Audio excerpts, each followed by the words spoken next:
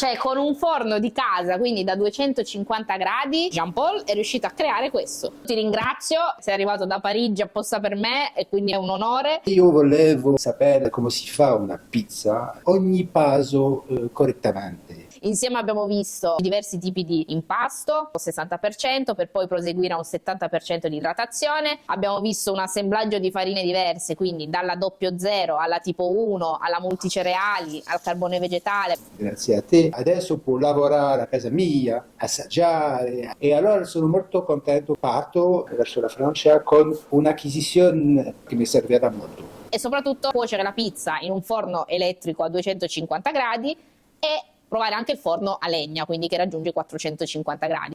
Diversi tipi di topping, la stesura, pizza gourmet. Prima di venire qui ho sentito tanto avvisi diversi, si parla di tutto e di niente. Un corso in presenziale, individuale, non ha niente da vedere con un tutorial da video. E il tuo attestato di partecipazione.